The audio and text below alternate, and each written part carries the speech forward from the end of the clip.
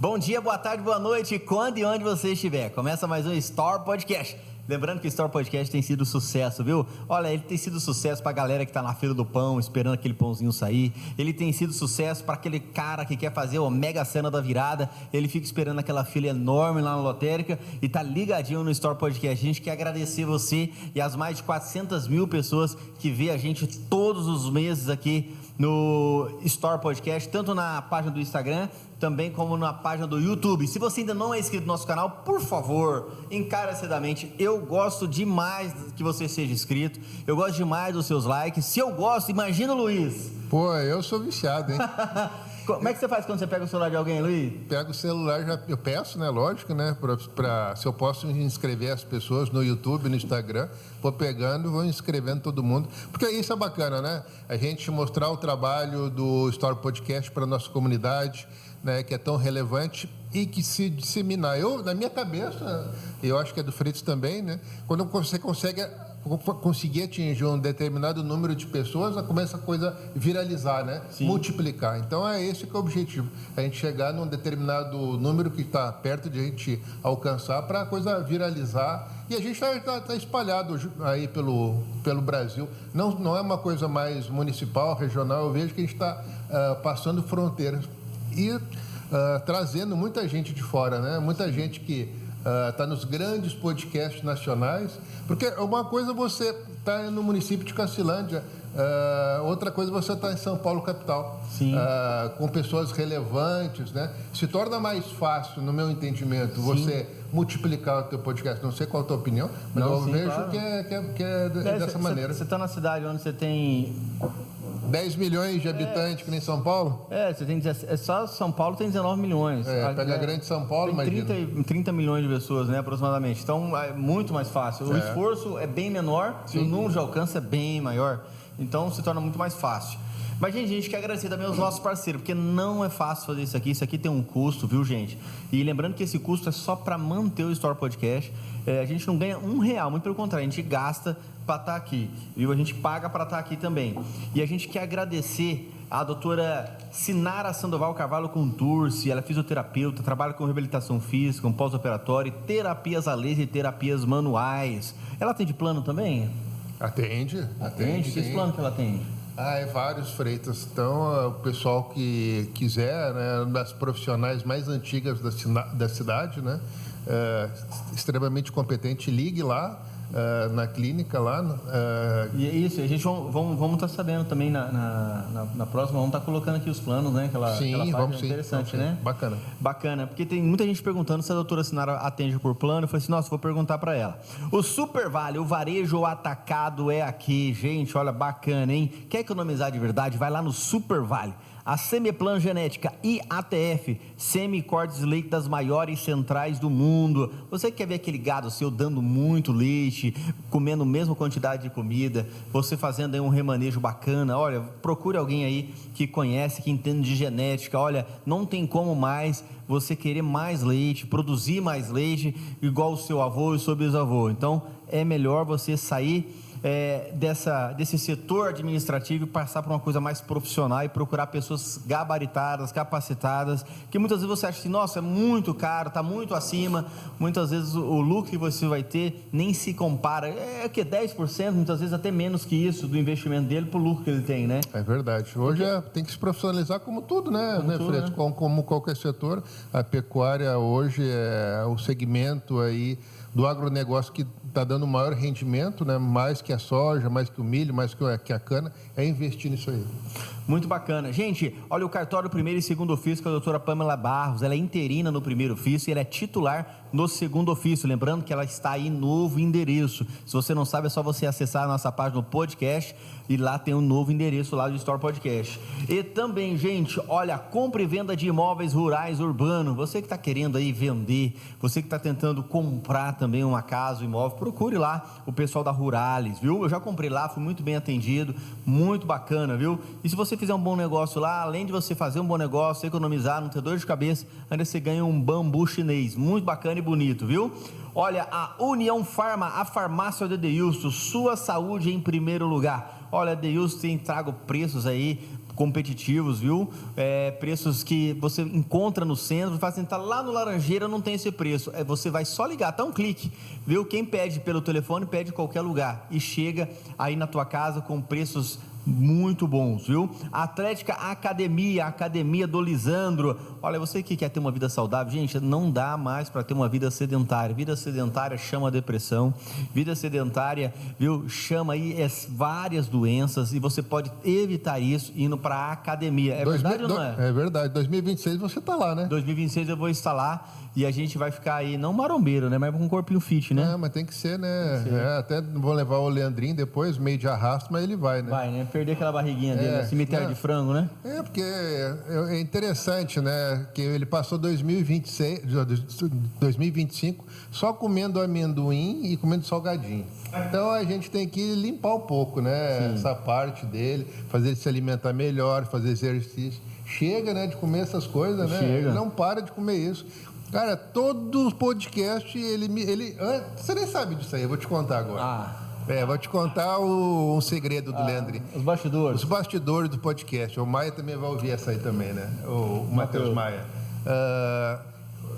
Uns 15, 20 minutos antes de começar o podcast, lá na casa dele, lá ele já mandou uma mensagem no meu WhatsApp. Não esquece de trazer meu amendoim. Todo podcast tem que trazer um saco de amendoim pra ele. O homem é terrível. Olha só. E por isso que ele chega atrasado? Não, eu já só tô conhecido lá nas Americanas como homem do amendoim. Homem do amendoim. Já me deram apelido lá. Porque tem que, todas as vezes eu tenho que trazer amendoim pro Leandrinho. E ele reclama ainda, nossa, eu poderia ter trago do verde, você trouxe o tradicional. Ainda tem os sabores, né? Tem o sabor, ele exige o sabor, né? Não sei o que é. Eu não sei fazer com homem desse. É verdade. Tem que diminuir essa barriga. Vou perguntar pro João Giroto se ele é assim lá.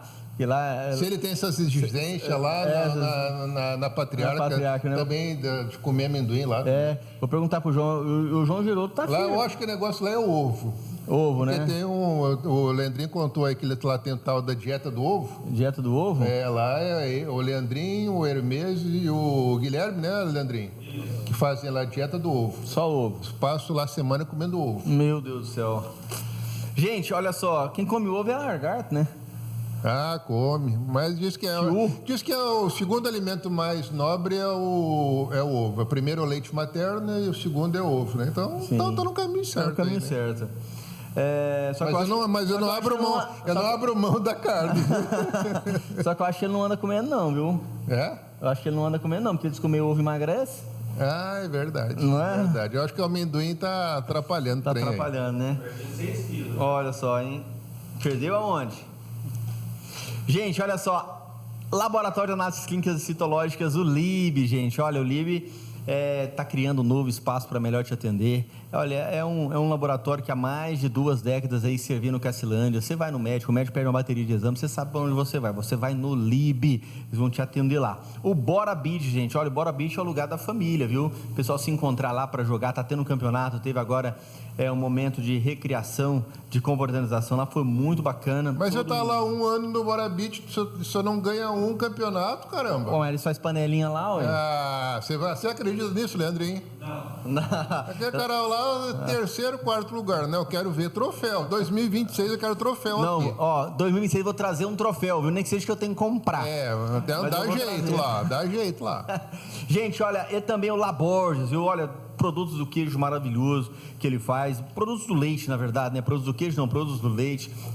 Agora tá fazendo orgulhos com vários sabores. Tem orgulho de morango lá que parece que você tá comendo a polpa do morango. Excelente, hein? É muito gostoso. Tem aquela marguinha do morango aparece, não aparece no orgulho? Excelente. Muito bacana. E o Hotel Esplanada, nosso amigo João Henrique Boni. João Henrique Boni também, ele é caque, né? Violento o homem, hein? Ele tá lá no Hotel Esplanada e aí eu já tô tentando trazer ele aqui em 2026. De arrasto, né? Gosta de teologia, gosta da Bíblia. Trazer ele aqui. Né? Gosta de assuntos polêmicos, filosóficos, muito bacana, né?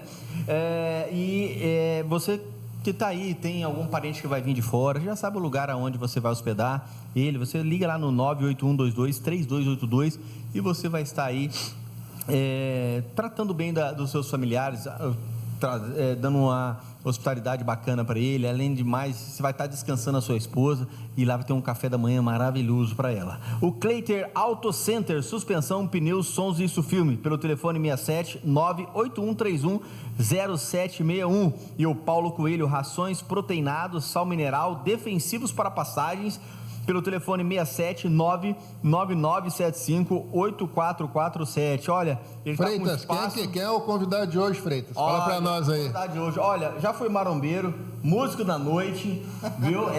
Músico da noite, ele é professor e também trabalha na saúde da cidade. Mas eu descobri que o homem é metaleiro.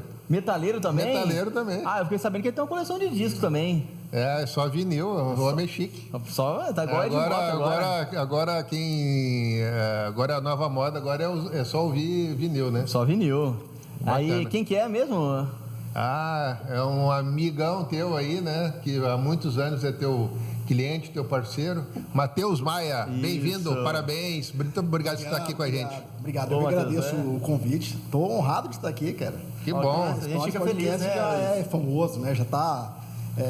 acho que todo mundo, né, já ouviu falar do... O pessoal lá no posto comenta do podcast? Comenta, eu assisto, eu já assisti alguns episódios. E aí, o que você está achando? Conta para nós queremos saber esse feedback teu aí. Não, eu acho interessante, né? Vocês são pioneiros, né, aqui na cidade. Então, eu acho interessante, eu acho importante trazer, né, as pessoas da cidade aqui, para a gente conhecer a história, né?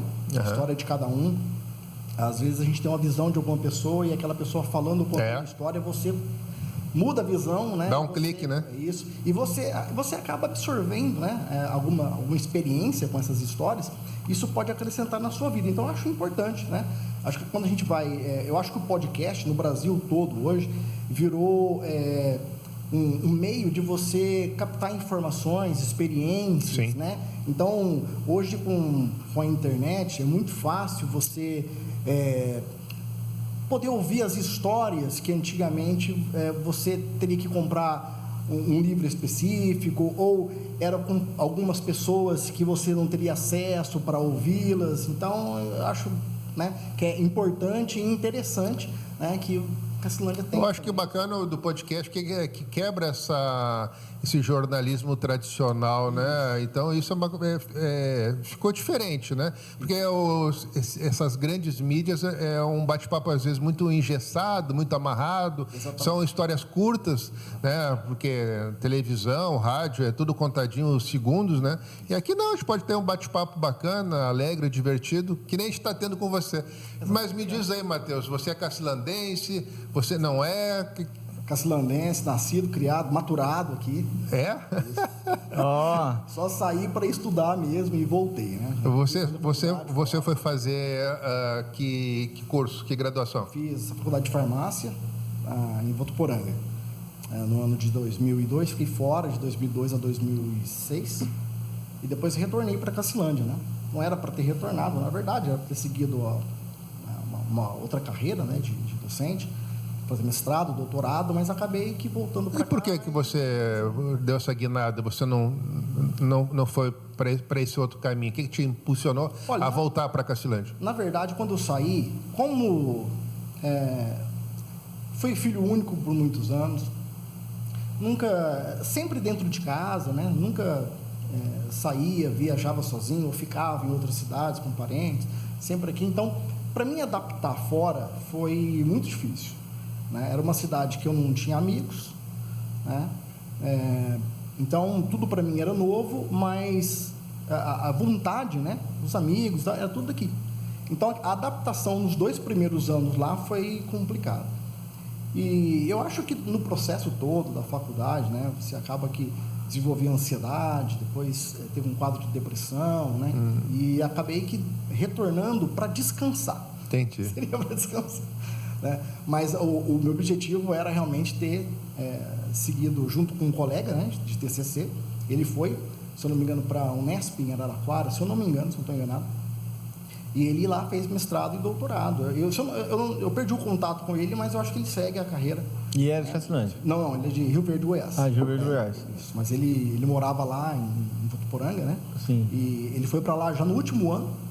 E a gente fez amizade e acabou fazendo um grupo para um trabalho de TCC. Nós fizemos.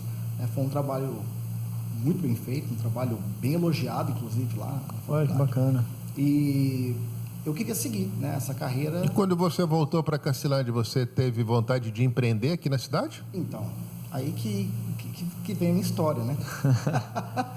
Porque, Luiz, é o seguinte, nós não somos ensinados a empreender, A gente sobre finanças. a gente não somos tem. gado, né? Então, eu fui para a faculdade, na verdade, a gente estava falando aqui em off de música, eu queria, na verdade, na minha cabeça, eu queria fazer música. Eu era da igreja, tocava na igreja, falei, eu queria ir para Brasília, né? Lá tinha, não sei se tem ainda, o Bateras Beat, era uma escola de bateria, né?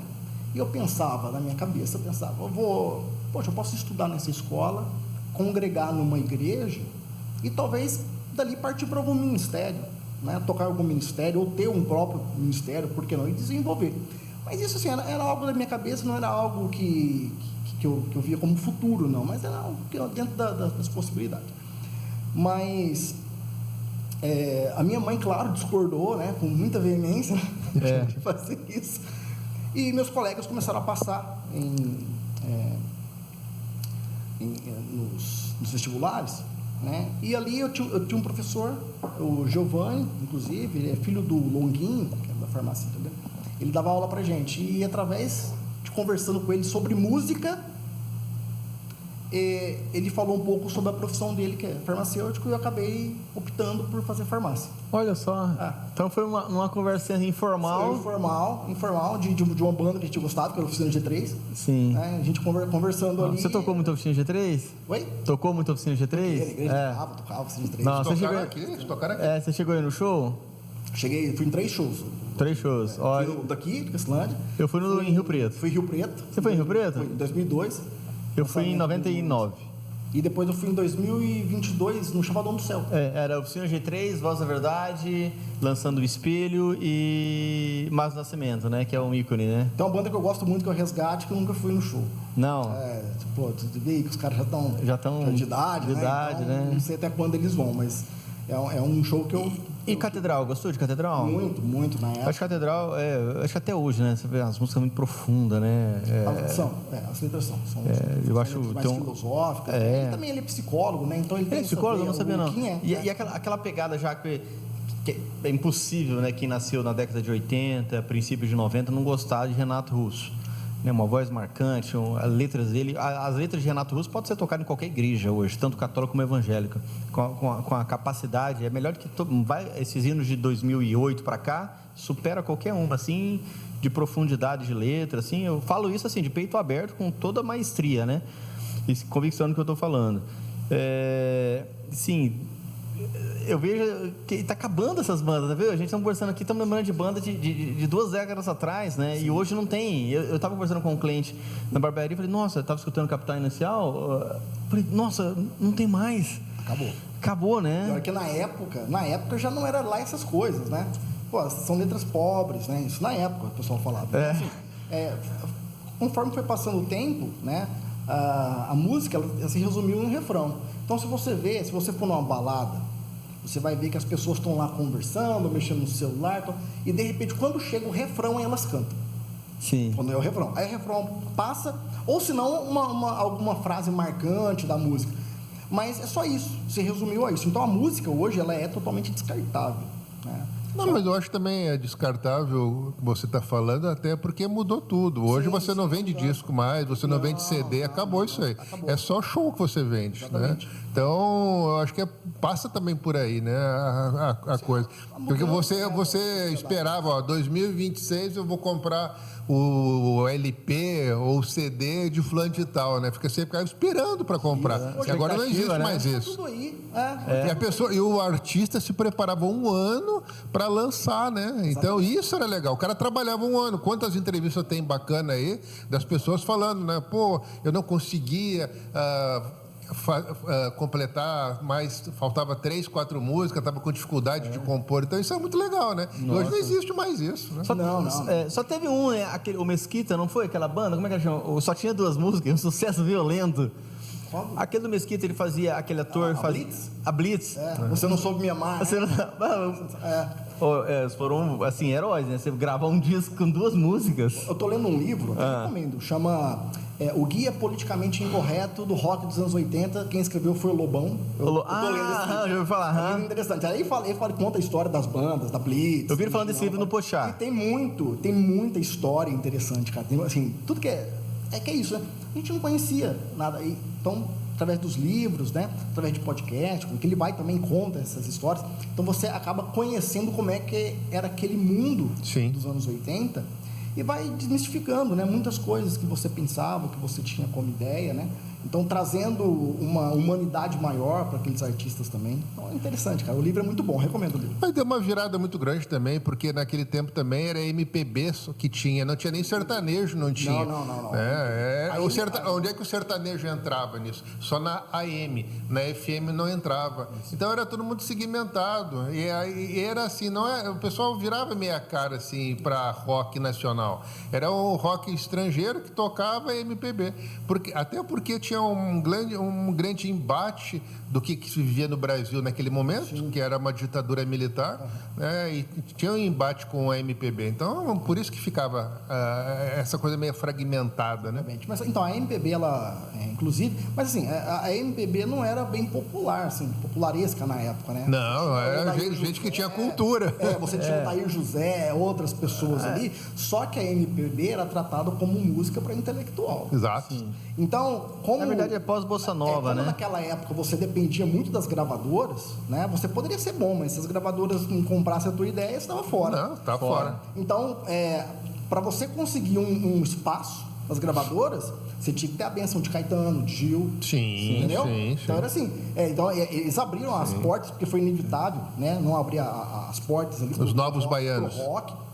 Pro rock nacional, pessoal de Brasília, de São Paulo, até mesmo do Rio. Só que não era música considerada como música de intelectual, né? Era considerada uma música mais popularesca, né? O rock de pessoas que não sabiam tocar tão bem. Hoje, analisando realmente, né? Tem bandas assim que são bandas que não tocam tão bem, não cantam tão bem, mas que né? se expressam muito bem, né? Que teve um impacto muito forte na juventude. Né? O que o Matheus gosta de ouvir? Olha, eu acho que é a criação, né? Então, eu fui criado com os meus primos, meu mais velho, ele gostava de rock. Então, eu acho que eu passei... quando eu ia na casa dele brincar, ele colocava as músicas, a gente conversava. Então, aquilo eu fui gostando, né?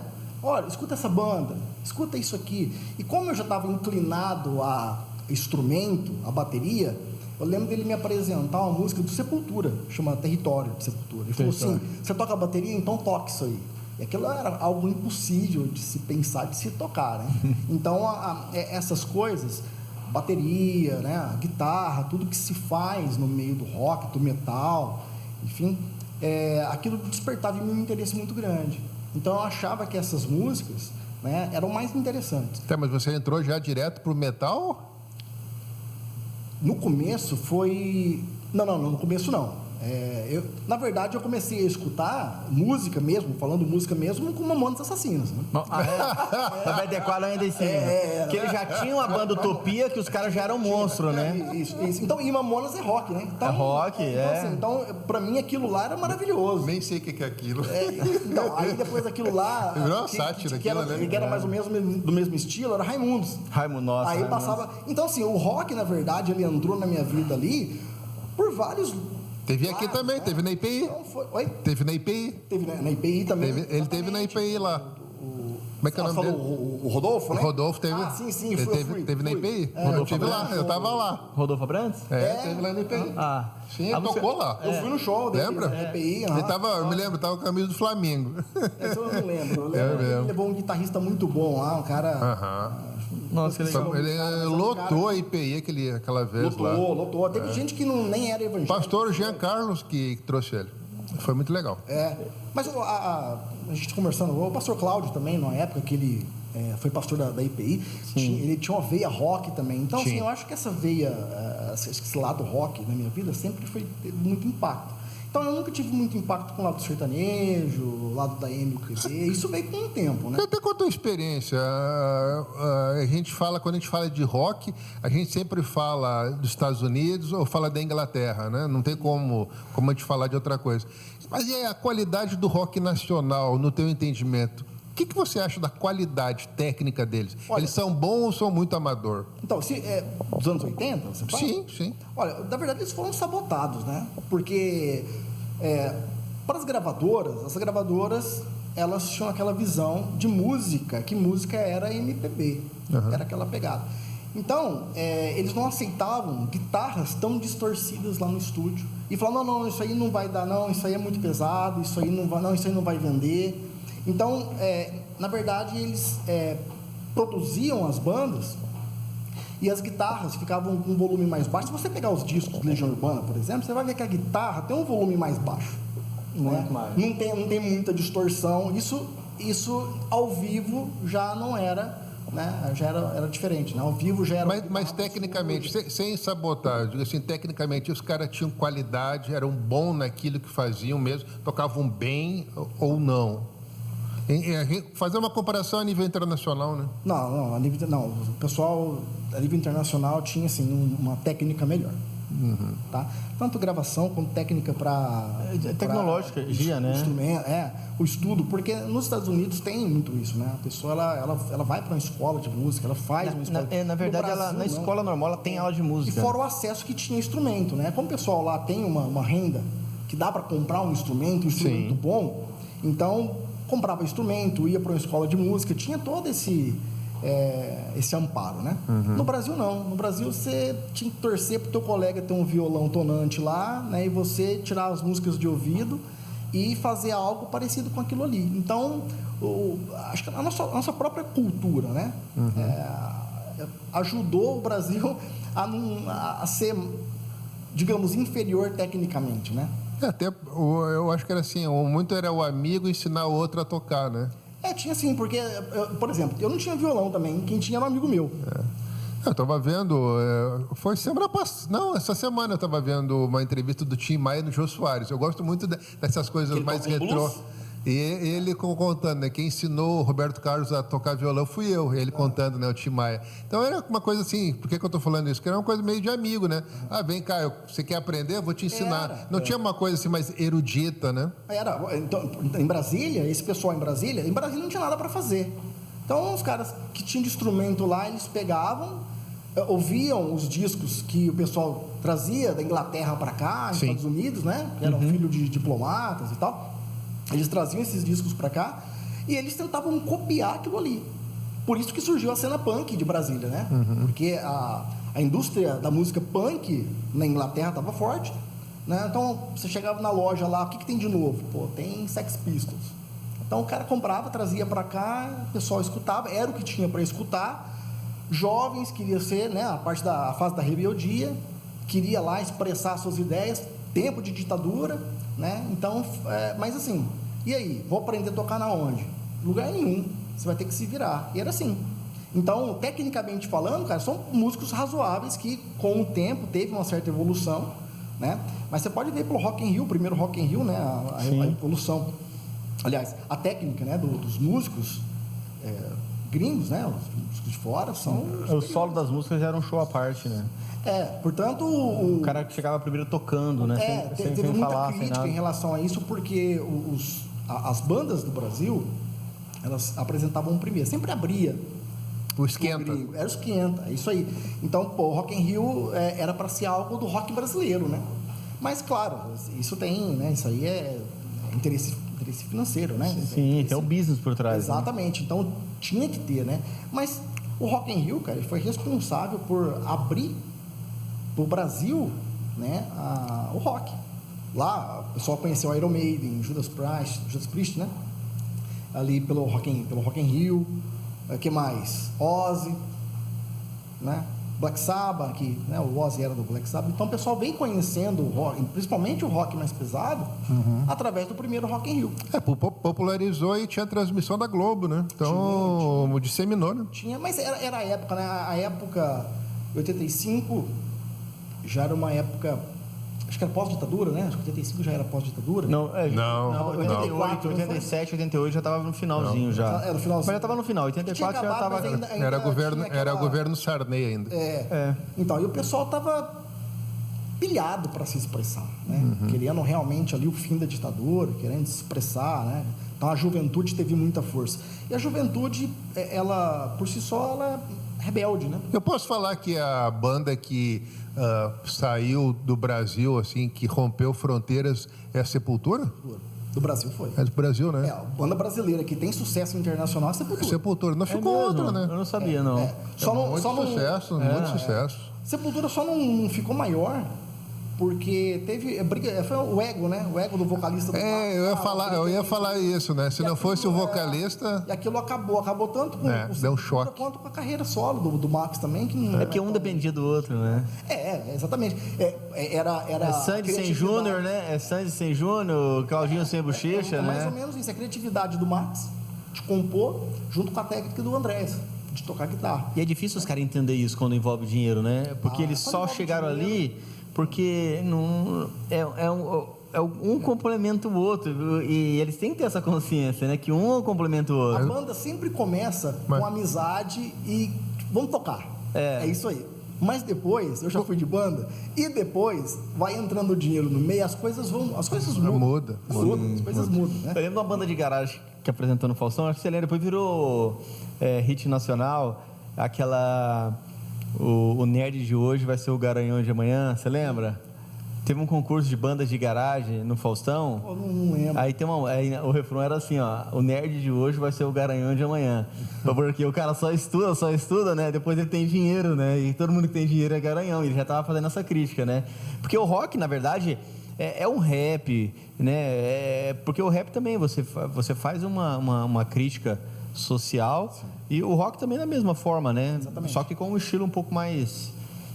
o rock sempre teve esse lado de ser apartidário, né? Sim. De realmente não ter lado. E ele é sempre social, ele está sempre do lado do social, do igual, né? Pelo menos eu enxergo assim. Uma reflexão maior. Isso, uma reflexão maior. Então, o que difere muito do sertanejo, né? O sertanejo... Por exemplo, eu não consigo ver a música sertaneja tendo uma letra de protesto como Que País é Esse do Legião Urbana, por exemplo, né? Isso não cabe. Mas a sertaneja é voltado mais para a área romântica, né? Sim, o homem do campo. Isso, para uma área mais de comédia também, né? Uma área mais de alegria. Então, o sertanejo é voltado para essa área aí. O sertanejo hoje nem sei o que é sertanejo, porque nós sabemos, mas não sabe o que tem hoje, né? Mudou demais. Nós não sabemos o que tem hoje. Mas tem muito cara bom ainda, dos antigão, tem muito cara bom ainda. Eu acho que essa legião nova aí, que eles chamam os universitários, isso aí que não entra na minha cabeça. Mas eu queria te fazer uma pergunta, acho bacana que você entende, a gente vê aí, eu, o Freitas, todo mundo gosta de música. Como é que é o início do rock? Aonde que eu posso falar assim, historicamente, da onde vem, como é que começa essa explosão? Posso falar que veio da Inglaterra e migrou para os Estados Unidos, se fundiram? Olha, o início do rock, na verdade, ele veio do blues. Né? Lembra aquela veinha morena? Morena não. Mas assim, há um início, um núcleo ali, eu acredito que isso é muito discutível, né? As pessoas ali que tratam desse assunto, elas divergem em muitos pontos, né? Sim. Então, mas você tem os pioneiros, né? Você tem ali no blues mesmo, que deu um pontapé para isso, você tem o B.B. King, por exemplo. Você tem acho que é Chuck Berry, né? Você tem Elvis Presley? Elvis Presley, né? Então... Mas pouco se fala daquela mulher, né? Que Elvis Presley se inspirou nela, né? Que ela era cantora de blues, ela chegou uma negona. Rapaz... O Elvis Presley ia nas igrejas, né? E começou a cativar aquela música, sim, né? Dos negros. Sim, o rock ele tem algo do blues, ele tem algo do gospel, tá? Sim. Ele tem algo do gospel. Então, por exemplo... Você falou de uma pessoa, só para não perder, desculpa te interromper, mas você falou B.B. King, cara... Quem gosta de música tem que ouvir B.B. King. Sim. Que uma toca, hein? E teve no Brasil, né? Os amantes de uísque geralmente gostam de ouvir um blues. Cara, aquela... Blues é muito gostoso. Combina muito com a situação, né?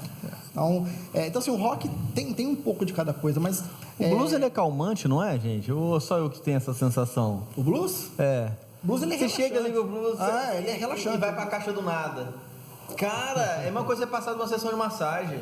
É um negócio Nos assim. bares americanos da época lá, o que acontecia? O cara trabalhava, chegava no final da tarde, ele ia para um bar, pedia um uísque, acendia um cigarro e tinha um cara tocando um blues ali.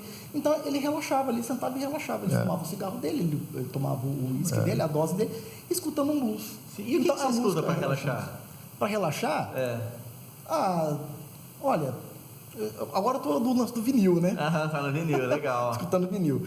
Então, depende. Assim, para relaxar mesmo, o que eu escuto para relaxar?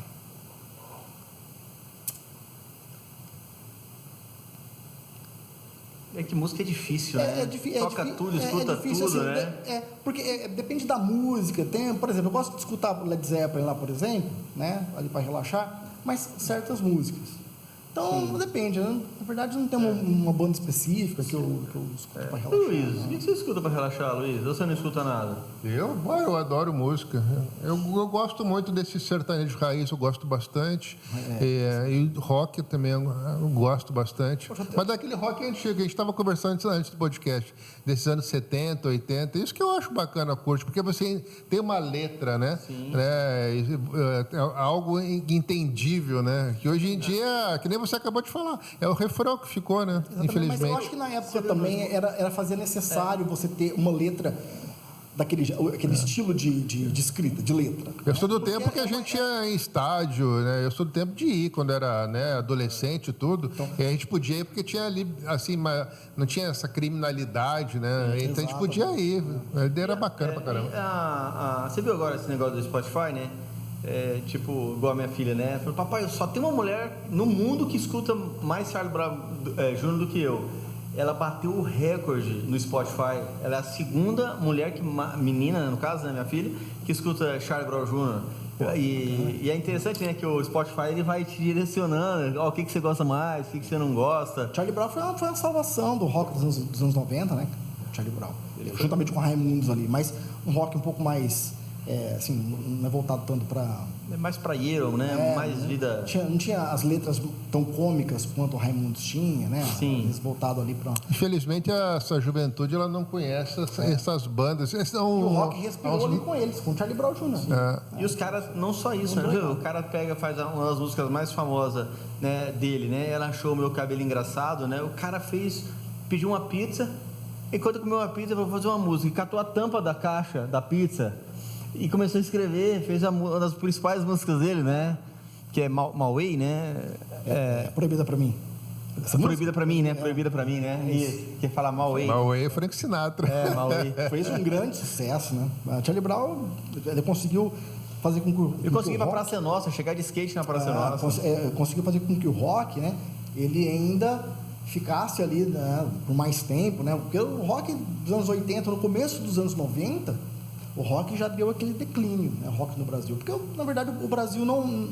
A nossa cultura não é rock, né? A nossa cultura não é inclinada para isso. É mais para músicas, realmente, músicas como as músicas mais sertanejas, músicas românticas, né? Mas eu acho até um processo político que tinha o país naquela época, contra os Estados Unidos, sempre contra, infelizmente, né? Então, ficou isso, né? Que o rock é americano, então ficou isso. Vou escutar rock, eu vou estar favorecendo os americanos. Teve esse lance. Deve ser político, né? Mas como tinha essa parte do mainstream, era tudo... Era dominado, né? Você tinha a Globo, você tinha o SBT, então eles ditavam as regras. Então, olha... Isso aqui não está me dando tanto retorno mais, vamos partir para o samba, para o sertanejo. Aquilo vai moldando, né, a cabeça da sociedade, né? Hoje não, hoje, graças a Deus, né, com a internet, com a liberdade que você tem. Hoje você escuta o que você quiser, as bandas, elas têm um leque maior, né, para divulgar o seu trabalho, vai nos podcasts. E hoje, para adquirir vinil, tá difícil? Como é que faz para garimpar os vinis? Você consegue na internet, Mercado Livre, você consegue comprar, ou esses sebos que tem, eu comprava muito em Campo Grande. E a qualidade? Porque tem aquele negócio, chega lá e começa a pular. Depende, Aí essa questão... Que tá arranhado, né? Essa questão você vai pelo visual, do disco, né? E na confiança também ali com o vendedor. Tá. Ele vai te falar, olha, realmente não tem... É um disco que não tem nenhum tipo de problema, nenhum arranhado, né? Ou ele vai te falar, olha, o disco realmente ali, ele tem um chiado um pouco mais acentuado, porque quando vai desgastando o disco, ele vai ficando, né, ali com um chiado mais acentuado. Ou, né? Então, mas isso depende, isso pode ser agulha também ali do toca-disco. E está acessível? Como é que tá os valores? Só para a gente ter uma noção. Caríssimo. Quanto que tá para ter uma noção? Olha, um disco usado, por exemplo, nacional, Tá. R$180 mais ou menos. 200 reais um disco. Você Isso, compra. mais ou menos, Tá. Então seria mais nessa faixa aí de R$150, R$180. Um disco nacional. Nacional. Tá? Isso. Em um estado Bom. aceitável, estado bom. Tá. Agora, disco importado, disco novo, lacrado, que tem, né? Disco novo, lacrado também. A faixa, isso vai variar da faixa dos R$280 a R$1.400. Nossa. Então, depende do que você for comprar, Qual você que tem que ter dinheiro. qual a sensação de você chegar lá, tirar aquela caixa e vai tirando e você passa o paninho antes de colocar na vitrola? Tem todo o enjoeiro, um ritual. Um ritual. E o que você pensa? Quem é o Matheus naquele momento? Poxa, eu tô... Né? Porque assim, quando eu vou cozinhar, para desestressar, né? Agora nem tanto, mas eu gosto de cozinhar para desestressar. E aí, tipo assim, é todo um ritual. Eu primeiro pego tudo que eu vou usar, eu boto em cima da mesa. Esse é um processo relaxante. Esse é o processo relaxante. Entendeu? Né? Eu não vou Nos pegando ensina, assim, o fato de eu boto você- tudo na mesa. De você pegar a capa do disco, né? Geralmente a capa do disco, você pega, você tira do plástico, você coloca o vinil ali, você limpa o vinil, que tem todo esse ritual para fazer. Você limpa, você coloca o vinil e enquanto você escuta o vinil, você vai observando a capa. E a capa, depende do que você da banda que você tá escutando ali, traz muita informação. É uma obra de Muitos arte, as easter capas é eggs, uma obra de uma arte. Então é uma você obra de fica arte. olhando ali, né? Aquele barulhinho também do disco de início, aquele chiadinho nostálgico, é isso. isso também traz uma sensação gostosa também. Pra mim traz. Não, sensação, né? Você tem disco antigo lá? Tem alguma coisa, tem até uns Você tem aquele álbuns. você tem aquele do lembra Tim dos Maia? álbuns? Do Tim Maia, aquele que a gravadora não quis gravar, quando ele tava numa seita, ele ficou 2 anos sem fumar. Esse foi o melhor disco né? Sim. Esqueci o nome dele. Ele gravou dois. É o volume 2. Lindo. E as letras mais profundas dele, né? A voz uma das daquele músicas cara mais é famosas incrível. realmente foi. Já virei esse- calçada maltratada. Foi daí, foi dessa época aí. Foi a época- Uma das vozes mais bacanas era do Tim Maia, né? Bem blues mesmo. Eu achava bárbaro. O sobrinho dele, eu acho que tinha uma voz melhor que ele, mas não tinha o feeling, né? O feeling, né? Porque o Ed Mota, pelo amor de Deus, né? A voz dele eu acho muito mais impactante do que a do Tim Maia, mas o Tim Maia tinha aquele feeling, né? A feeling da música, Eu acho que o carisma dele. Tim Maia não tem igual porque foi o primeiro. O Ed Mota foi muito assim, né? De fazer parecido, similar. Não tem Agora identidade, né? Ele pegou, né? A influência do tio, só que ele foi mais para um lado groove, né? Ele foi estudar. E sumiu também, hein? Não se vê mais falar, sumiu, né? Fora, o cara fica rico. Então, Igual mas aí é aquela coisa que a gente falou. Ele foi para um lado mais ali do MPB, do groove ali, que é essa parte que, para eles são mais intelectuais. Então, né? Então, poxa. Pseudo, né? Vou morar em tal lugar. Mas a melhor banda do Brasil é Cleito Cledir, né? João Mineiro e Marciano. Pô, rock. Pra quem gosta, é assim. Cleito Cledir eu não conheço. Não, Pra quem gosta, isso parece língua estranha, o que é isso? Cleidir? Cleito Cledir, mas famoso, teve uma época Não, é muito sério? famosa. Não, Eu gosto de Resgate, por exemplo, e quase ninguém conhece. Então, eu gosto de Resgate. mas muita gente Não, mas só- você conhece Cleito Cledir, né? Oi? Cleito Cledir você conhece. Eu não tô Não. lembrado. Não é Potimanda, mas é super conhecido. Não, sério, eu não conheço. Eu achei que era música sertaneja. Não, é do Rio Grande do Sul, uma banda super famosa. Depois eu vou te mandar depois. Sério? É, mas regional, né? Regional. Mas é de rock? Sim, de rock. Oxi. Rock, bem bacana. Poxa, bacana. Não conheço, não, mas é interessante. Não, que nem essa que você acabou de falar, eu também desconhecia, né? Resgate? Isso é bacana do Brasil, pelo tamanho do nosso país. Nossa, Deus. Imagina as bandas de rock que deve ter no norte, no nordeste, que a gente não conhece, nunca ouviu falar, né? Ficaram muito regionalizadas, né? Não, hoje tem muitas.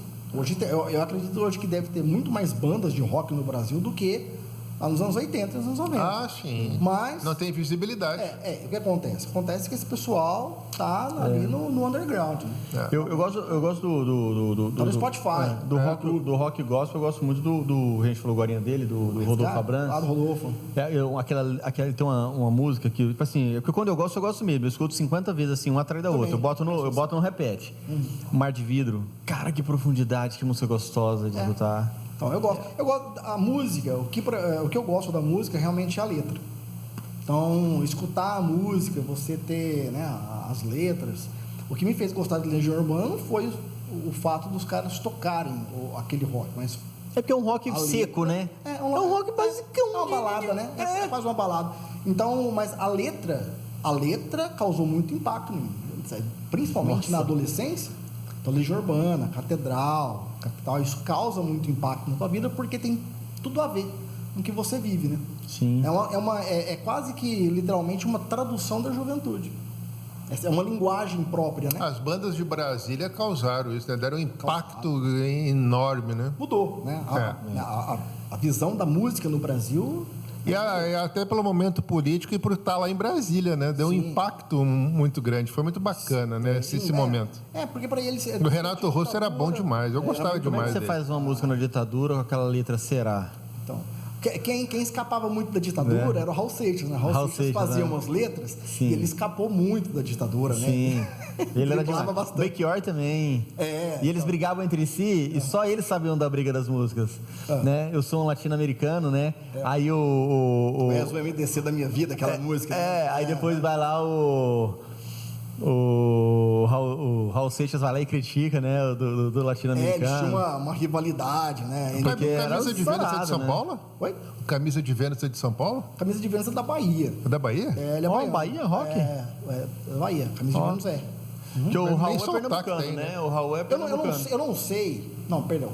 Eu não sei se eles começaram na Bahia, mas eu acho que a maioria dos integrantes eram baianos. Eu não sei se depois... Acho que começaram na Bahia, migraram para São Paulo. Porque sotaque não tem nenhum, né? De nordestino, né? Marcelo Nova, quando ele dá uma entrevista, você capta ali um traço de sotaque baiano. E deixa eu te falar, falando de música assim, né? Você tocava muito na noite, né? Aí teve um problema do Covid. É difícil a gente falar, né? De pessoas assim... de música e tal, tocava na música, hoje você quase não toca, que ele teve um problema, conversando comigo, Luiz. Conta aí também para o Luiz saber a questão do Covid, né? Do Covid, questão da audição, né? Que você perdeu, né? Exatamente. Como é que tá isso aí? Foi uma consequência, né? Que, como eu trabalho na área pública... Não, só para o pessoal entender, você trabalha na área de saúde. Trabalho na área de saúde. Tá, bacana. Na área pública. E quando apareceu o Covid, era tudo nebuloso. Sim. Né? Ninguém sabia realmente o que era de fato, né? Mas o que eu lembro é que os profissionais queriam estar na frente. Muito bacana. Foi muito bacana. Então, pessoal corajoso mesmo. O pessoal da saúde, ninguém se acovardou. O pessoal quis botar a cara, não, vou continuar trabalhando, vou fazer. Você acha que o teu problema de audição, que você perdeu a tua audição, é sequela das vacinas? Não, eu fui em 3 médicos, né? 3 médicos diferentes.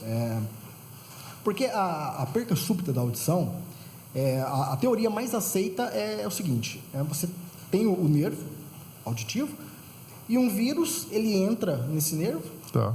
acontece uma reação inflamatória de forma exagerada, acaba que destruindo, né, aquele local, né, do nervo ali, não tem reparo.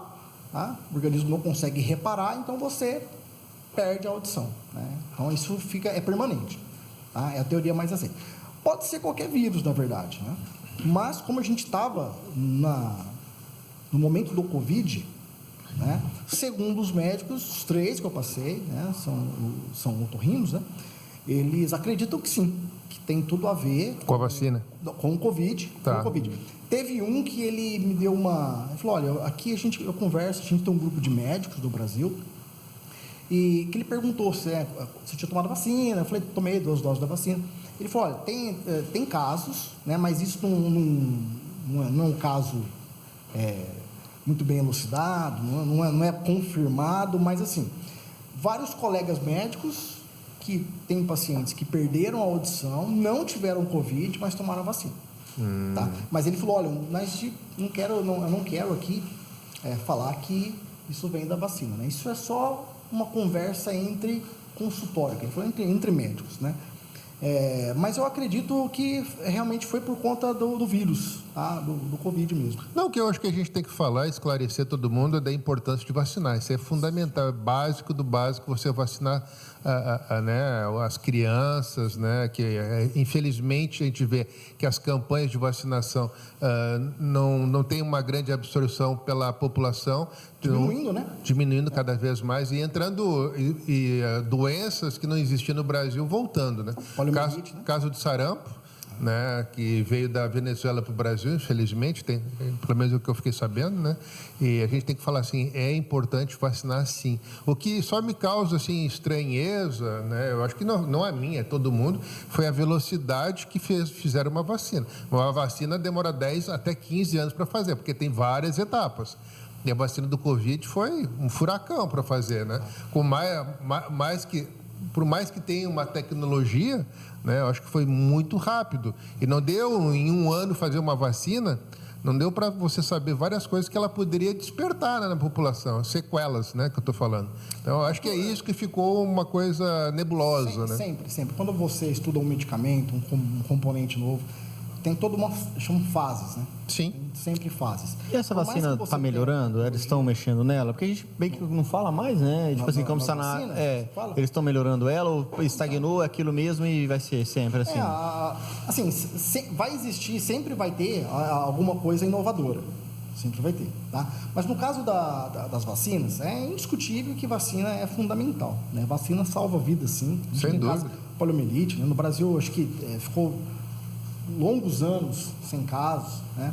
Caso do sarampo mesmo. Então, assim, isso é indiscutível. Tem que incentivar cada vez mais a vacinação, né? Alguns anos para trás, teve uma procura menor de vacina, né? Mas isso por quê? Eu acho que por conta de se politizar a vacina, né? Vamos correr com isso porque eu quero ser o primeiro político a entregar a vacina. Isso daí acaba que prejudicando, né, por etapas, às vezes, o processo da vacinação e a divulgação real, né, das informações sobre o Covid, sobre a vacina, né? Essa vacina, qual que é a eficácia dela? Então, politizar esse tipo de assunto eu acho grave, né? Eu acho realmente uma questão preocupante. Então, como foi na parte do Covid, né? Eu acho que a parte de vacina, como a de medicamento, ela tem que ser tratada de uma forma muito técnica, muito profissional. Não politizar, eu acho que não tem nada a ver. Porque a pessoa não tem conhecimento básico, exatamente. né? Pô, você vê que tinha políticos, né, querendo impedir médicos de prescrever certos medicamentos. Sim. Né? Uai, mas como assim, né? Como a gente vai proibir o médico de tentar salvar uma vida? O médico, ele conhece o medicamento, é claro que ele vai saber, né, administrar a dose, o período, né? Então ele vai saber onde começar, onde parar, evidentemente. Agora, eu acho que é uma tentativa, quando você conhece um medicamento, você sabe do potencial dele, ou se ele tem né, nem que seja, teoricamente ele tem um potencial X aqui, eu acho que é válido você tentar salvar uma vida. No caso do Covid, não existia nada parecido. Os médicos na faculdade não estudaram, porque não tinha. Não tinha. Eu me lembro do Dr. Luiz, que esteve aqui no podcast, ele contar para nós um relato que eu achei bem interessante. Eles se comunicavam com outros médicos em Rio Preto, São Paulo, e falavam assim, o que está dando certo aí? Eu fiz isso e deu certo. Então era esse tipo de coisa, porque eu não sabia o que fazer. Era isso mesmo, né? Tinha vários grupos de médicos e outros profissionais que compartilhavam as suas experiências. Vocês estavam querendo... É um vírus que não dá para você ver. Exatamente. Você está lutando no escuro, né? É um cego lutando, né? Porque você não sabe para que rumo ir, né? Então, eu acho que... podia ser assertivo ou também não ser, mas ser omisso e não fazer nada, eu acho que o erro é aí, né? E ser omisso e dizer, não existe a doença também, igual a gente escutava muita gente falando que existia. Isso é outro erro, né? Morrendo, enchendo caminhão, né? E disse que não vou tomar vacina porque essa vacina é um chip que tá me pondo. Cara, é uma loucura, cara, que os caras criavam um chip líquido, sendo que a vacina ela entra no sangue e ela mesmo já sai na urina, sai no rim, sai tudo. Não é mais ou menos assim? Eu não sei o projeto, mas que ela vai sair na urina, ela vai sair. A vacina ela vai estimular o seu sistema imune a trabalhar contra aquele invasor, né? Só. É isso daí. Mas então é isso, é se politizar a vacina. Então ficou, um lado falando uma coisa, muita desinformação. O outro lado negando certas coisas, muita desinformação. Sim. E a verdade? A verdade é que nós estávamos começando a entender as coisas. Então, os profissionais todos de saúde, ninguém sabia de nada. Conta para nós o outro lado. Você estava lá na frente, lá, com os outros profissionais, colegas teus. Chegou a ter algum momento que vocês chegaram a ter medo, né, por estar assim, uma letalidade enorme da doença? Olha, eu não cheguei a ter medo. Tá? Não lembro de colega também falar assim, eu tive medo. Mas tinha sim a preocupação, né? Portanto, você ficava de máscara o tempo todo, era muito álcool, né? Então, assim, era tudo limpo. Mas o atendimento, né? Então, tinha uma certa distância no atendimento. Então, você preparava todo o ambiente para receber o paciente e você, né, não se contaminar ali com vírus, né? Se caso alguém chegasse contaminado. Então, mas tinha sim a preocupação, mas medo mesmo, eu acho que não, né? Medo, eu acho que não. Acho que por conta do dia a dia, adrenalina, da correria do dia a dia, talvez você acaba que não percebendo certas coisas. Passava despercebido, né? A preocupação em cuidar é maior do que a doença em si, né? Talvez. Exatamente, mas isso é, para quem gosta da área da saúde, para quem trabalha na área da saúde, uma das coisas mais gostosas que tem é você realmente poder estar ali conversando, auxiliando, explicando alguma coisa, podendo ser útil nessa área, né? Então, isso é muito satisfatório. Né? Então, eu acho isso interessante. Por exemplo, na minha área mesmo, né, a parte da assistência farmacêutica, eu trabalho muito com isso, né, com essa parte da informação. E aí você teve um problema no ouvido e isso aí afetou porque você fazia showzinhos, né? E aí você faz ainda? Não, só toca em resenha. Eu parei mesmo. Falei, eu tenho tudo lá, tenho o equipamento todo, violão, tenho todas as caixas, tudo que é necessário para fazer um acústico ali, eu tenho. Lá. Né? Mas eu parei porque, quando a gente estava conversando, eu gosto de um som mais pop rock, eu gosto de um som voltado aos anos 80, alguns dos anos 70, anos 90, que hoje o público é muito limitado, né? Então, você tem um certo público para isso, não é a maioria, é a grande minoria, na verdade. Sim. Então, assim, numa cidade pequena, né, isso não é interessante. Sim. Né? E você chegou a tocar na igreja? Toquei desde pequeno. Qual igreja? Eu comecei a tocar na IPI. Aqui, porque eu vou lá desde 1984. Quando eu nasci, já ia na igreja. Seus pais é de lá? Eram da igreja, da IPI. E ali, eu lembro que... Muita gente saiu da IPI, né? Migraram para outras igrejas, né? Não entendi. Muitas pessoas migraram da IPI, né? Porque a IPI é uma igreja pioneira aqui, Sim. né? Mas aqui em Cacilândia tem essa, né? Tem um tempo que as pessoas vão em uma certa igreja e depois outra igreja começa a despertar e vai, né? Então tem essa, né? Essa rotatividade, essa flutuação. Né? E de lá você foi para onde? Aí eu aprendi a tocar bateria lá. E de lá, aí na minha adolescência eu fui para Batista. Aquela em frente de São Lucas? Em frente de São Lucas, que tinha o pastor André na época. Ele era muito interessado em que a juventude, que os adolescentes, os jovens, eles tivessem algum trabalho dentro da igreja. Sim. Né? E para isso ele deixava, por exemplo, ele incentivava, o pessoal gosta de andar de skate, então eu vou montar uma pista de skate aqui dentro da igreja, ali no estacionamento ali. Sim. Né? O pessoal não usava para colocar carro, então colocou uma pista de skate ali e o pessoal começou a andar lá. E, né, ali naquele ambiente ali, tem um ambiente, tem as músicas que são músicas de louvor, tem a palavra, então a pessoa vai vendo aquilo, né? Ela vai participando daquele dia a dia, ela vai se interessando e ela acaba se identificando, vai socializando com a igreja, tendo vontade de conhecer mais a fundo a igreja, depois tem o contato com a palavra e Deus acaba que tocando na vida da pessoa, a pessoa ela acaba se convertendo, né? Ela acaba aceitando Jesus ali. Era um trabalho muito bacana. E como é que é essa intimidade do Mateus desde novinho dentro da igreja, né? Independente da IPI, da Batista ou de outra? Você começou a se envolver, você começou a se aprofundar, a evoluir para de repente ter algum ministério? Como é que é isso aí na tua vida? Eu já tive várias revelações, na verdade, né? De alguns irmãos, assim, dessa parte ministerial. Chegar e profetizar para você assim? Já. Na faculdade, inclusive. Olha, que bacana. Já profetizaram. Então, eu sempre tive, né, envolvido com o ministério de louvor. Sempre. Então, só que eu sempre gostei muito da palavra, sempre gostei muito de teologia. Eu pensei várias vezes em fazer teologia, não para ser pastor, mas para ter um conhecimento maior da palavra. Eu sou um grande entusiasta da teologia, gosto das histórias, né? Gosto realmente, eu busco pescar esse lado da história para um lado mais científico também, né? Não pode ter ali, algo não pode ser contrário ao outro. Sim, então tem que ter uma lógica, exatamente, né? Na onde tem um ponto em comum entre eles ali, né? Sim. Eu acho bacana isso. Então, eu acho que estudar teologia me daria uma condição melhor de avaliar esses parâmetros aí. Mas não fica muito questionador, eu vejo isso no meu dia a dia, até comento com o Freitas.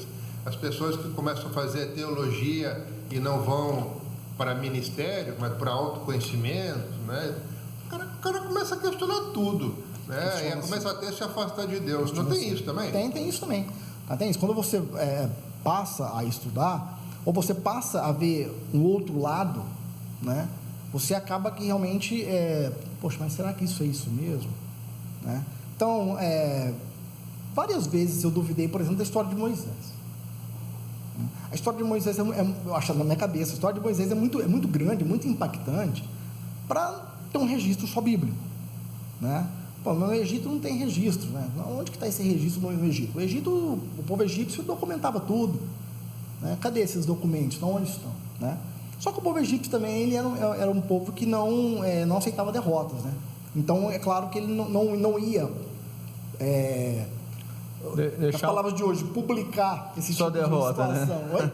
Publicar só derrota, né? Só derrota, exatamente. Deixamos 3 milhões de pessoas sair daqui. Porque imagina você estar diante do mar e de repente aquele mar se abrir. Você é um soldado de Faraó. Aquilo lá é tão grandioso de você falar, não. É impossível isso acontecer. Acho que até eles não acreditavam, né? Esse Deus desse pessoal, desse povo aí, realmente Mas salvo engano, nos manuscritos do Mar Morto tem. Tem. Então, é muito contraditório. Os manuscritos do Mar Morto é de 2.000 anos atrás, que foi descoberto em 1946. Tem algumas coisas, né, que acabam... Então, só que de 2.000 anos atrás, a história de Moisés tem 6.000 anos. Não, sim, mas você resgata um documento de 2.000 anos... Né? É uma coisa consistente, né? Moisés, eu acho que é 1.800 anos antes de Cristo, se não me engano. Então, em torno de 4.000 anos, né? A história de Moisés. Na época de Moisés, as pirâmides já existiam, por exemplo. Né? As pirâmides já tinham sido saqueadas também. Mas eu acho bacana a gente falar sobre isso. Mas até por ser uma história tão longa e tão factível, porque eu vejo assim, tem início, meio e fim. É tão bem construída que eu acho que não tem como não ter sido, né?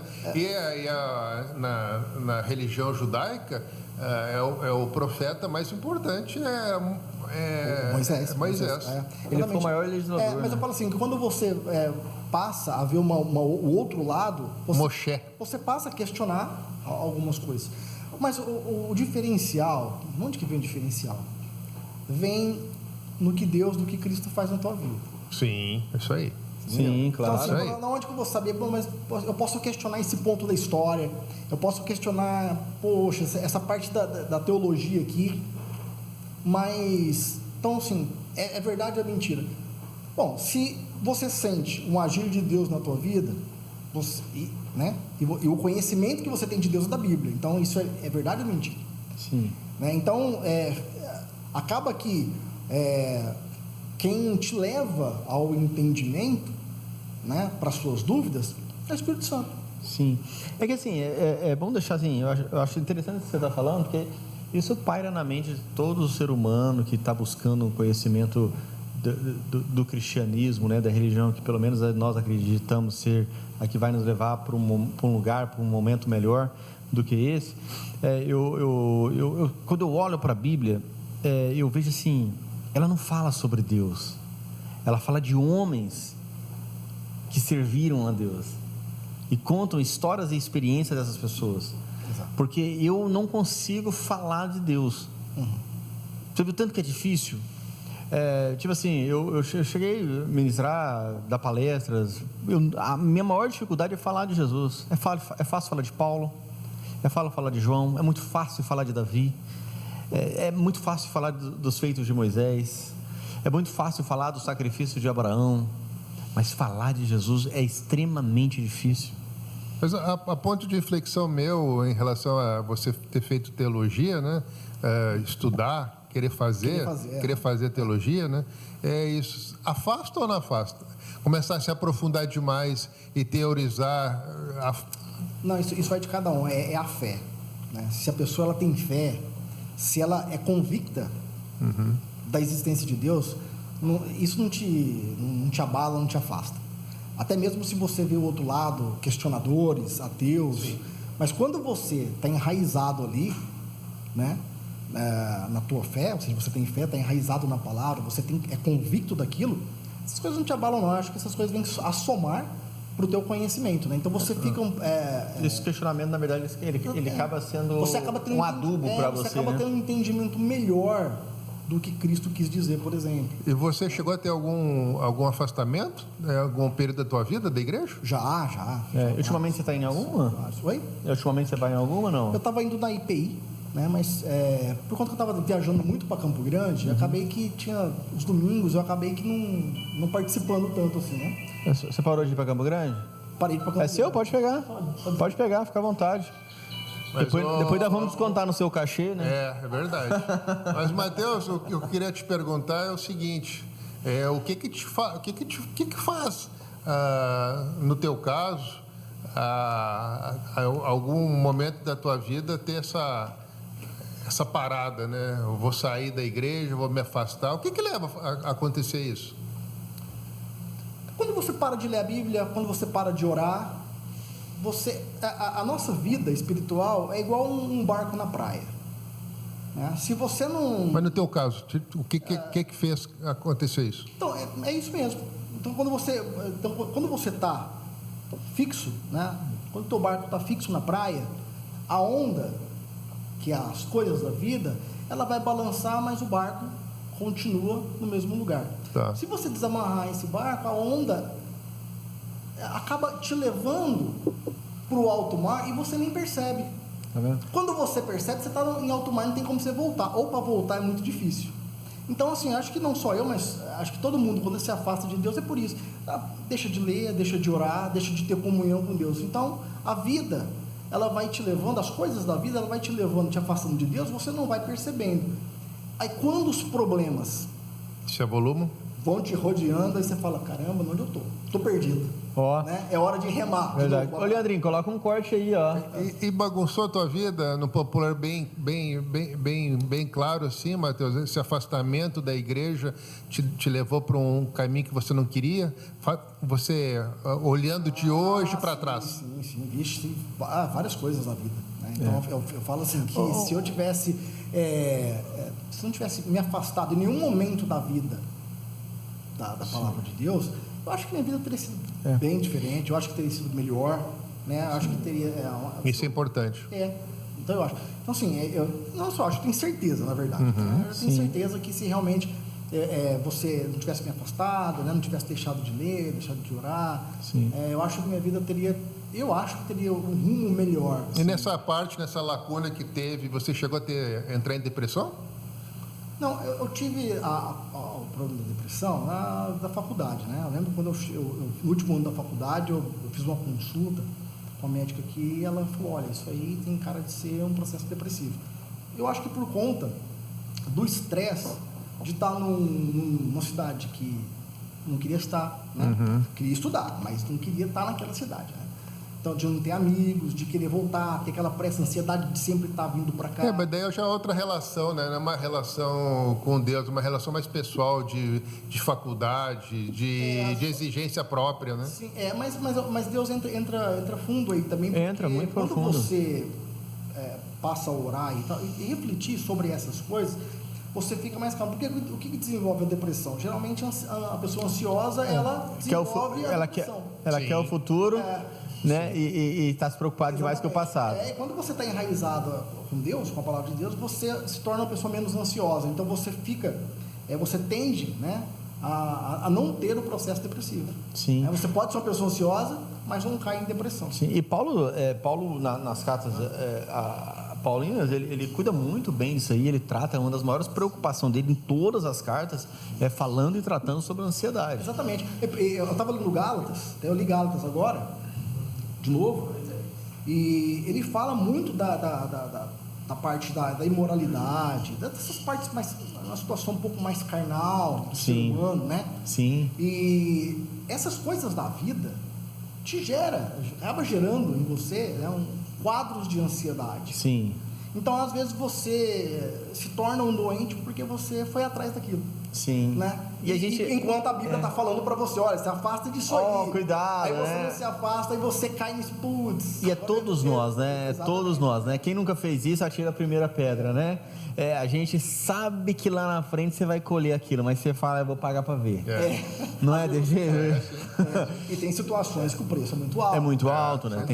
Tem coisas que implica para a vida toda. Matheus, a gente está encaminhando já para o final do podcast, mas tem duas questões que eu quero levantar com você. Primeiro, eu queria que você fizesse rapidamente, na tua visão, como é que é o SUS. Né? Ô Luiz, vamos trazer ele depois para falar do SUS aí. Nossa, não é tão bom, nós vamos quebrar o protocolo aí. Não, tem duas perguntas que eu quero. Depois a gente traça assim, mas esmiuçando mais. Mas eu precisava saber dele, a visão dele, como é que está o SUS hoje, e sobre medicamentos de alto custo. Eu me lembro que uma época aqui no Brasil você tinha que entrar com um processo judicial para conseguir esses medicamentos de alto custo. Queria saber como é que está hoje a situação desses medicamentos, que a gente falar de medicamento de alto custo, é que nem antes do podcast a gente estava comentando. Para uma pessoa, R$500 não é nada, e para outras pessoas, R$500 é um absurdo. Mas esse negócio de alto custo, que a gente sempre pensa, é medicamento de 20, 30 mil. Eu estava vendo agora um medicamento de uma criança recebeu agora, acho que foi em São Paulo que recebeu, custa 20 milhões de reais um medicamento, uma dose só, né? O remédio mais caro do mundo. Acho que você deve ter visto também. Apareceu. Não vi a notícia, mas eu não duvido, não. Era uma dose única, era para salvar a criança. É uma doença bem rara ver esse medicamento. Mas é coisa extrema, né? Mas eu queria essas duas perguntas. Como que você acha hoje que está o SUS, como está, né, atualmente, e medicamentos de alto custo? Olha, falar SUS, né, como é que o SUS está, se o SUS está evoluindo, é bem complexo falar do SUS, porque o SUS, não existe uma resposta para ele, né? Então, eu vejo o seguinte, eu vejo que o SUS, ele vem evoluindo naturalmente, conforme a naturalidade das coisas, né? O SUS, todo mundo sabe que no papel é excelente, mas quando você coloca na prática, né, a gente tem vários obstáculos aí, né? Nós temos leis, nós temos a questão que envolve dinheiro, né? Você tem a questão de profissionais disponíveis, né? De material, tem material que é importado, tem maquinário que é importado. Então, nós temos uma sequência de eventos que acabam dificultando os processos no SUS. Então, assim, o SUS, ele é bom ou é ruim? Isso depende, né? Por exemplo, eu precisei ir no dentista semana, por isso que eu estou falando minha arrastada ainda. Fui no dentista, fui pelo SUS, fui atendido, fiz um procedimento dentário, né? E beleza, economizei ali uns R$800. Tem gente que vai no médico, né? Hoje uma consulta médica em torno de R$400, se eu não me engano. Você vai no médico, no seu postinho, você recebe um encaminhamento, você vai no especialista, hoje tem especialista aqui, né? Você é atendido, às vezes você precisa de uma cirurgia pequena, alguma coisa, que você faz até mesmo aqui na Santa Casa. Exames laboratoriais? Exames laboratoriais, medicamentos, e às vezes a pessoa consegue tudo pelo SUS. Para essa pessoa, o SUS foi excelente. Tá? Agora, aquela pessoa que realmente necessita de algo do SUS, mas que leva tempo, que existe uma fila, né? Enquanto isso o problema dela vai se agravando, para ela o SUS é ruim, para ela o SUS não está sendo bom. Então, hoje, por exemplo, antigamente, há 10 anos atrás, para se contratar médico era complicado, você não achava médico, né? Hoje, você tem, né, uma demanda maior de médicos aí no mercado, que é mais fácil de você contratar, né? Então, são médicos que estão saindo, estão se especializando, né, estão disponíveis, né, estão aptos ao trabalho e está indo, né, aí para cidades menores, né, mais para o fundão aqui do Brasil. Então, hoje, a parte da administração, em alguns pontos, ficou mais fácil de se trabalhar. Sim. Né? Então, mas é o que eu falo, é pela evolução natural das coisas. Então, tem mais médico hoje atendendo, por quê? Porque existiu faculdades, né? Abriram faculdades no Brasil, né? As pessoas tiveram mais condições de fazer faculdade de medicina, teve FIES, etc., teve maiores condições, pessoas que foram para fora fazer medicina, depois fez aqui o processo, né, de revalida aqui no Brasil. Então, essa naturalidade acabou aqui ajudando, né, o SUS. Essa questão, por exemplo, de contrato de médico, né, disponibilidade médica, por exemplo. Sim. Né? Mas do SUS existe e vai continuar existindo. Quanto mais usuário o SUS tiver, em certas áreas do SUS, a fila vai ser maior, a espera vai ser maior, né? Então, essas estratégias da gestão, né, eu falo na questão nacional, ela vai ser realizada, né, eles vão conseguir realizar essas falhas de acordo com a disponibilidade do que você tem, pela naturalidade das coisas. Então, o SUS ele é complexo, né? O SUS ele é um pacote de programas. Então, para quem precisa de ir no dentista, fazer uma obturação, alguma coisa, é bom. Aquele que toma os medicamentos, que os medicamentos são disponíveis no SUS, para ele é bom. Né? Então, eu acho que a resposta, ela acaba sendo mais uma resposta individual.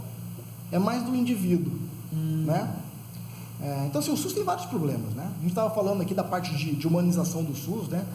Humanizar o SUS, para se humanizar o SUS, a sociedade tem que pensar diferente, né? Então, a sociedade, o comportamento social ele tem que ser diferente.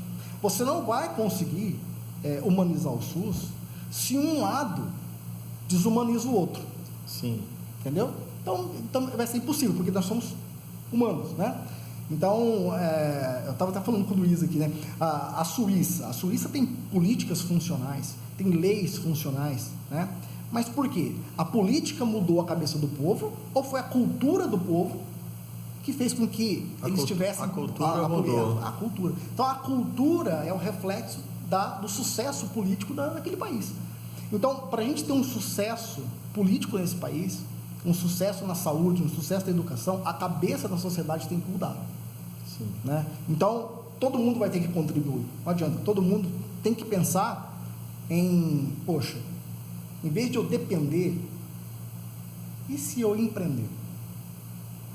E se eu começar? E se eu ter condições de movimentar, né, aquilo que eu anseio? Não é verdade? Aí muda tudo, né? Muda tudo, é verdade. Porque alguém vai estar pagando a conta, né? Alguém vai estar pagando a conta, uma parcela da sociedade vai estar pagando a conta. Então, se todo mundo mudar a mentalidade, tenho certeza, né, que não só o SUS, mas toda a questão pública no Brasil, a questão política no Brasil, leis, etc., vai melhorar muito. E essa questão dos medicamentos de alto custo? Não existe um programa de alto custo. Esse nome é um nome mais fantasioso, né? É um nome, ele é mais popular. É um nome popular, né? Mas como funciona? O médico chega lá e prescreve um medicamento que a pessoa tem condições de comprar. Como é que funciona? O SUS ele tem 3 esferas na parte da assistência farmacêutica. Tem assistência farmacêutica básica, estratégica e especializada. Tá. Né? Esse alto custo ele se encaixa nessa especializada. A estratégica é aquela assistência em que você vai encontrar ali os medicamentos para tratamento de hepatite C, hepatite B, HIV, né? Sífilis, saúde da mulher. A questão básica, a parte básica da assistência farmacêutica é aquilo que você encontra dentro das farmácias do município. Mas é outro assunto bem complexo, por quê? Porque cada município pode divergir um do outro, né? Na questão do que fornece, né? Isso depois seria interessante destacar isso em algum programa, alguma coisinha. E essa assistência básica, ela é de obrigação do município. Quem que faz a licitação dos medicamentos na prefeitura? É a saúde mesmo. É a saúde são mesmo. os profissionais Por ali. que esperam os remédios acabarem? Eu sei que não tem nada a ver com isso. Né? Por que espera o remédio acabar para fazer a licitação? Não é. O que acontece é o seguinte. Olha, tem situações seguintes, você coloca pessoas que às vezes não têm experiência É o famoso cargo político. naquele setor, exatamente. Então, isso já é uma barreira. Já é precário. Já isso. Você já desqualifica o atendimento, Então, a engrenagem. Isso. Então, assim, até você adquirir o conhecimento, a aprendizagem, isso leva tempo, isso vai atrasando o processo. Por quê? Porque se você entregar um processo de licitação para o jurídico e ele não está de acordo com as leis, você vai ter que voltar e refazer esse processo. Né? Então, é importante, seria importante que, mudando uma gestão de outra, Sim. permanecesse, né, aqueles profissionais que teriam que ser profissionais efetivos, tá? Que têm conhecimento na área, que trabalham na área e que têm prática, que conseguem, né, fazer esse sistema andar. Então, esse é um dos pontos. Outra coisa, empresas. Às vezes, você vai trabalhar com empresas, né, as empresas que querem participar da licitação não trabalham com certos medicamentos. Aí você tem que abrir um outro processo licitatório para atrair empresas que vai ter o medicamento às vezes que você quer, né? Então, é um dos problemas também. Outra coisa, a licitação está pronta, mas o prazo de entrega, as empresas têm prazo para entregar. Então, às vezes, a matéria-prima que tinha que vir de fora não chegou a tempo, então a indústria está no processo, vai atrasar. Lembrando que o princípio ativo, a maioria não é fabricado no Brasil, vem da Índia. Isso. Aí, e tem outra questão. Eu não posso comprar uma outra marca porque o preço muda. Mas a maioria, Tá? desculpe eu te interromper, mas um adentro que a gente tem que falar, né, para deixar as coisas bem claras sobre falta de medicamento, que a maioria dessa falta é culpa das empresas. O porquê disso? Porque... A falta realmente Não, deixa eu só explicar para você. Planejamento. Não é falta de planejamento também. Até pode ser, mas não é só isso. É que muitas empresas ganham a concorrência pública e elas não entregam, porque elas colocam abaixo o valor, porque hoje é diferente. Hoje você faz a licitação por menor preço e digitalmente. Eu coloquei R$1.000, um concorrente meu colocou 900, eu coloco 800, é na hora. Você faz no computador isso na hora. Pregão, né? Pregão eletrônico ao contrário, né? Você baixando os seus preços. E a empresa ganha, ela não tem condições de entregar. Isso acontece aos milhares, não só no município, mas a nível Brasil. E não tem condições nenhuma de entregar. É isso que é o grande problema. Daí o que acontece? Tem que fazer uma licitação novamente. Aí você faz mais 30 dias para fazer, porque você não pode comprar, né? O que acontece de punição para aquela empresa? Muito pouco. Ela não vai poder vender mais em Cacilândia, mas no resto ela vende. Às vezes não tem punição nenhuma, né? Porque a maioria das vezes... Não, mas realmente, tem regra para isso. Tem regra para isso. A maioria das vezes o problema realmente está com a empresa. Sim. A empresa que não cumpre prazo, a empresa... Não tem caixa para fazer. E outra coisa, a empresa está participando de quantos processos licitatórios? No Brasil todo. Então, quando ela participa, Mas a forma quando ela de participa licitação... da licitação, ela vai dar conta de entregar, de atender todos os municípios que ela vai atender. Então, assim, essa questão de falta de medicamento, no Covid, por exemplo, o Covid, a falta de medicamentos foi a escassez de matéria-prima. IPI não tinha. IPI não tinha. Né? Então, veio da China. Então, assim, pode ser uma mudança de gestão, né? Uma mudança de equipe, pode ser.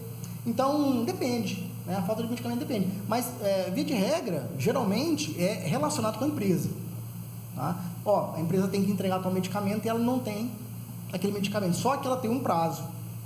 Né? Então, às vezes, esse prazo, né?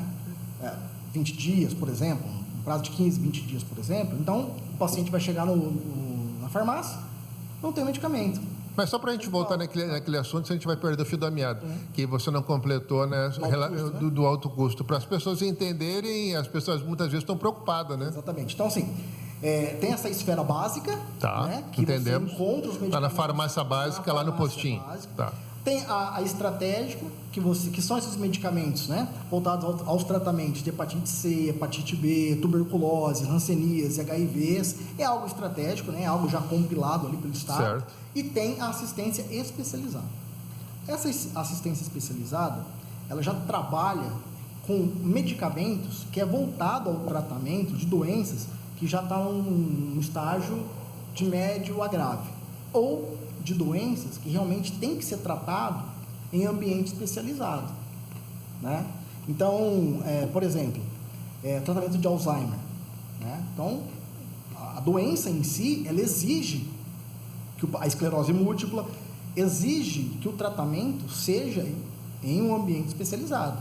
Então, você vai para um médico especialista, né, fazer ali todo o acompanhamento. Esse médico, como é uma doença que é uma doença difícil de tratar, sim, então o muitas vezes autoimune, avaliar muitos parâmetros ali, né? Então, assim, esse é o foco da assistência especializada.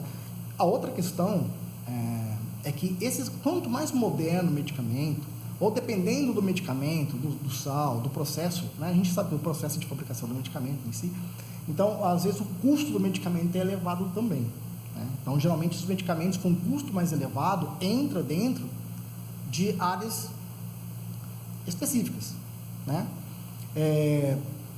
Medicamentos biológicos, por exemplo, né? Que são medicamentos que custam, ele pode variar de 5 mil a 45 mil reais, dependendo do medicamento, do problema que você... Mas hoje precisa judicializar? Não. A judicialização, ela só acontece quando o SUS, ele realmente não tem condições de te atender. Por exemplo, eu preciso do medicamento X para tratar uma patologia, o SUS, não existe esse medicamento no SUS, não tem como eu conseguir via SUS, eu não tenho condições. Aí você vai recorrer aos seus direitos na justiça. Então, eu preciso ir até a justiça? Não, eu preciso ir até o SUS, ser bem orientado, né? E ver se o meu problema realmente cabe ao SUS. E quais as opções que o SUS fornece também? Porque tem isso, né? Então, você vai chegar com um medicamento lá e, esse medicamento o SUS não fornece, porém, o SUS fornece outros medicamentos para esse tipo de tratamento. O foco, Freitas Luiz, o foco não é o medicamento, o foco é a doença. Por exemplo, a depressão. Então, nós temos alguns medicamentos aqui na área básica para tratar a depressão. A depressão nem existe tratamento na área especializada. Isso acontece na área básica, né? Tratamento local. Não existe como o SUS ter todos os medicamentos do mercado disponível. Então, é estratégico. Por exemplo, eu vou ter pelo menos um medicamento da classe dos tricíclicos, eu vou ter pelo menos um medicamento da classe dos inibidores seletivos de recaptação de serotonina, eu vou ter um dual, eu vou ter um atípico. Paroxetina? Então, eu vou ter algum desses medicamentos de certas classes como opção de tratamento no SUS. Né? Entendi. Então, você vai se adaptar com certos medicamentos. Agora, é claro que nem todo mundo vai se adaptar com os medicamentos disponíveis. Tem gente que não se adapta. Né? Às vezes até se adapta, mas o efeito colateral desse medicamento atrapalha a vida do cara. Aí tem que partir para um outro medicamento que não tem esse efeito colateral, mas não tem no SUS e ele é extremamente caro.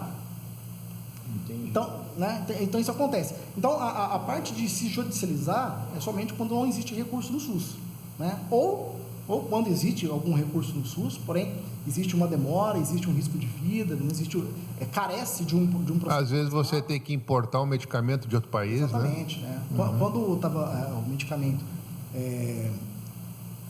o extrato, né, do canabidiol, por exemplo, no começo teve que se judicializar muito. Né? No Brasil não pode ter plantio, né? Eu nem sei como é que está agora, né? Nas leis, como é que mudou tanto. Processo. Mas é um tratamento promissor, é um tratamento que funciona, mas cheio de burocracia. Sim. Que a pessoa tinha que recorrer à justiça para conseguir o tratamento ali. Que legal, né, Freitas, esse podcast. Sim. Aprendemos bastante. Não conhecia o Matheus, gostei demais dele. Né? Agora nós vamos falar de rock. Agora vou começar a mandar para ele umas músicas legais, umas bandas para ele conhecer aí, ó. Isso é verdade. Vamos trocar a experiência, né? Banda tem bastante, né? Tem muita coisa para conhecer ainda. Até mesmo das antiguidades tem muita coisa para conhecer ainda. Que não Encerra para nós aí, por favor, o podcast. Muito obrigado. Tá, em nome do Dr. Luiz e do Store Podcast, a gente quer agradecer a sua presença aqui e trazer depois você, mas a galera do Poço lá, a gente quer trazer durante o ano 2026, a gente quer estar em todas as esferas para trazer aquilo que o servidor público tem para oferecer, né? E para a nossa comunidade em torno dela também tá sabendo de tudo, e foi tão bacana o nosso papo aqui. Pena que ficou a saúde ficou muito rasa, né? Assim, no assunto, né? 2026 vamos trazer ele. 2026 vamos trazer. Vai ter um episódio número 2. Então. Tem que ter Matheus número 2, né? E aí a gente vamos trazer você, muito bacana, né? E é um prazer ter sempre com a gente, papo bacana, e convidar você, né? Você tá meio desigrejado, né? Vamos dar 2 opções para ele, né? Vamos, a célula aqui, 19h30, horário de Brasília. Horário de Começar Brasília. pela célula. Janeiro, tá? Chama você para vir aí, tá? Você gosta? Altos papos, a gente já conversou aqui. Queremos aprender com ele, né? Vamos aprender com o Matheus. Bacana. Gente, olha, termina mais um Store Podcast. Muito obrigado pelo carinho, muito obrigado por estar aqui com a gente. Olha, faça o favor, tá? Nos ajude. Então, vai fazer o seguinte, curte, compartilhe e se inscreva no nosso canal, senão eu vou colocar o Luiz na sua cola, viu? Store Podcast. A próxima história pode ser a sua. Tchau, tchau.